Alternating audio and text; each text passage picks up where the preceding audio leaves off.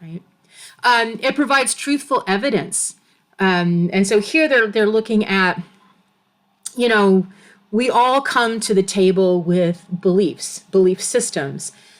Some of those are things that we have been taught all our lives from, relatives, maybe from, our church, our political party, right? Wherever, whatever, right? And yet, a lot of times, what we're told isn't really true, or it might not be true anymore. And when we come to the real world, outside of our own little insular kind of environment, when we go to college, a lot of times it can be really scary and upsetting because we're going to have some of our beliefs challenged. We're going to engage with people who might have very different beliefs. And we have to learn to adapt and to figure out where we stand when we're confronted with, challenges to what we believe. As an English teacher, an English major, there are plenty of times that I questioned the faith that I was raised in. I was raised in a Southern Nazarene home, fairly evangelical. No singing, no dancing, no liquor, no cigarettes, right? Not that that would be anything, right? And went to church 3 times a week, VBS for a week, multiple revivals, right? So I was raised, right, this piano right behind you, this is where my mother composed religious songs, and I learned how to sing. I was an opera singer at one point, but I learned by, well, actually, here we go. This is the hymnal for the church. This was a real big part of it. And so when I went out in the world, not everybody believed the same thing. And it was hard for me to adapt and grow. I went through, for about 2 years in my early 20s, a real crisis of faith. For example, when you study world literature, you find out that the Epic of Gilgamesh has a flood story that is almost identical to the story in Genesis with Noah, and yet it predates Noah about 5,000 years. And so when you are confronted with that, it's quite logical that you would start questioning. And I couldn't go home and talk about it because that would upset my mother, who for most of her life believed that you weren't supposed to question anything, you were just supposed to accept it. That's the way her father, the minister, raised her. And I really had to just kind of find my way through it. And I did that through a lot of contemplation. I did that by reading a lot. But, it was being confronted by that in college that gave me that problem. And I started questioning. Right? And so research is a way for us to find out what the truth is. There is no real truth, though, when it comes to religion, because religion is faith, right? We can't prove it. We just have to find something we can live with, I think. But there are many things that we are taught that do have right or wrong answers. There is research that we can do to find out what the truth is. Things like racism, prejudice, that kind of thing. And I think that that is one of the great gifts that a good education can give you. A lot of people are very suspicious of education, especially college, because they think that we are indoctrinating students to be liberals or things like that. And I will say that I have known some professors that were very passionate and open with students about their own beliefs. But I think what we're really doing is that we're teaching students to research. We're teaching students to think critically and to question some of those things to find out the truth. And that might lead them to believing things very differently than, the people that raised them, especially if you're like me. My parents did not go to college. My dad didn't graduate from high school. They never had that college experience of questioning. They had plenty of world experience, but that didn't really necessarily make them rethink some of their foundational beliefs. And so, it's a way for you to learn how to find whatever truth is out there. Right? Develop a love of reading and analyzing. Number 6. I'm very skeptical about this one. I think that if you don't love reading before you learn researching, I don't know that researching would give you a love of reading. I'm hopeful that it will make it more interesting for you. I do think it can develop a love of analyzing, because I think a lot of people have never analyzed before, or haven't done it much, or they've not been aware that they're analyzing. So analyzing is just basically when you take something and you start breaking it down into its smaller components in order to understand how they all work, right? We will do a lot of analyzing in this class. Our first essay is a rhetorical analysis, where you're going to be breaking down an article to just see exactly how the author puts their argument together, and is it a legitimate, credible, successful kind of argument. That's really important. I mean, think about mechanics analyze. They analyze engines and fuel systems, right? Something's wrong with this car. Well, okay, we know it's something in the engine, so let's break the engine down and look at all those parts. Accountants analyze data, right? You get an account and the person can't get it to balance, you got to go back and figure out, where is there a mistake? You start looking at different levels, right? Obviously, teachers analyze all the time. Athletes analyze, right? I mean, most athletes, professional athletes for sure, but even college athletes these days, after a game, they watch game film to analyze what happened.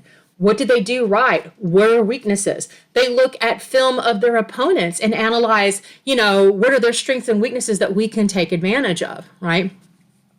So there's analysis all around us. And research is an important part of analysis, because sometimes we need to know more about what it is we're trying to break down. Number 7, exercises your mind. We want those wrinkles up in our brain. Actively using your mental abilities. We know as to longevity of life, it can help prevent some forms of dementia that are not genetically based.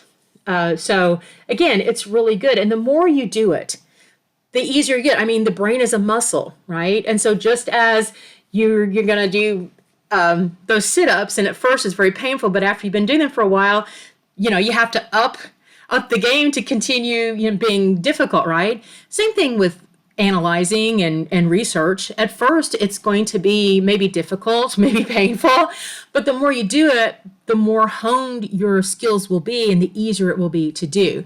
None of your English teachers were necessarily good at this when they were freshmen. We had to learn how to do it. Some of us were lucky that we went to high schools that actually taught us a lot of these skills. Others didn't get them until college. I can guarantee you, though, that if you really work at it, you will be able to do these things. Something that might take you 2 or 3 steps now might take you 1 step. For example, when I read an article, I don't have to look at ethos and then pathos and logos separately. I don't have to then go through and look at propaganda or fallacies. When I'm reading it, I'm registering all of those things as I'm reading at once, because I have a lot of that in my head, right? So that, I'm applying it. It's like, again, up here, it's knowledge building. It enables efficient learning, right?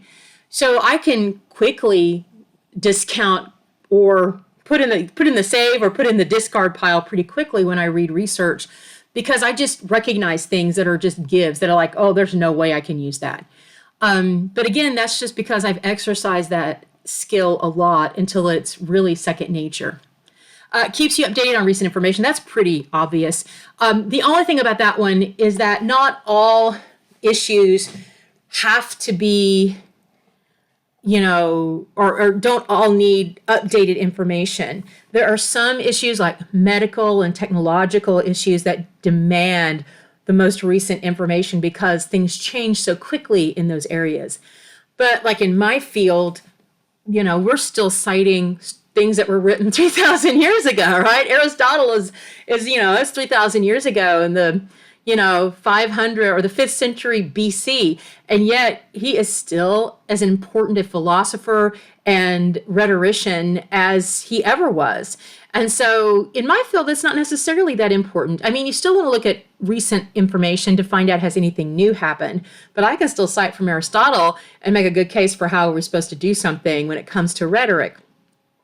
So again, that one kind of is like, you need to know, but you need to be able to see as anything happened, right?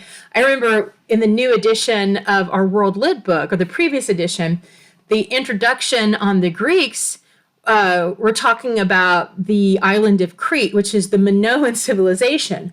But the way they said it, it was like they were saying that the island of Crete, as well as the mainland, were the Mycenaean civilization. And this is one of my specialties, right? And I was like, what? Has something happened? And so I went to a colleague who is an archaeologist, and I said, Jim, has something happened in the way we're looking at the Proto-Greek societies? Like, are the Minoans now considered Mycenaeans? And he goes, what? I go, let me read you. And he goes, that's wrong. And so they fixed that in this edition. And I think it was just a matter of they had poorly phrased it.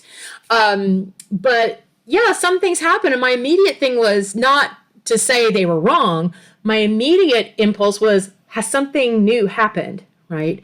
And so again, that's part of what happens when you do research. You can get that information.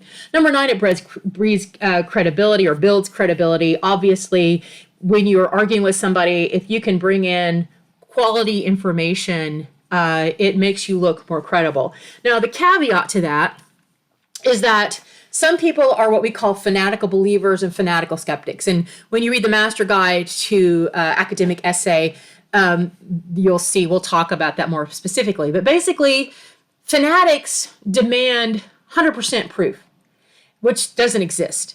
And basically, they're not going to believe you. The only thing that will take a fanatic and change their mind is personal experience. If something happens to them, that is the only way usually that they change. And they don't even change sometimes then, right?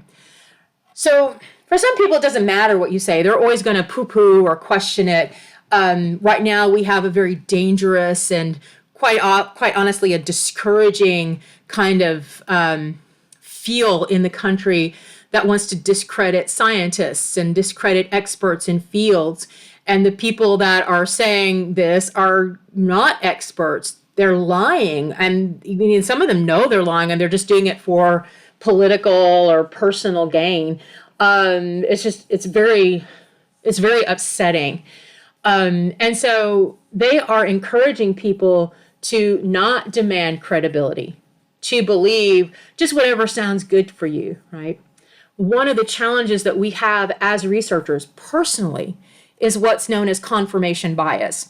And so a bias is just a preference, right? We think of bias as being prejudicial, but bias itself is a bit neutral in terms of it's not necessarily means it's racist, though racism is a bias, right? It just means I have a preference. Like I have a bias for Mexican food. I don't have a bias for fish, right?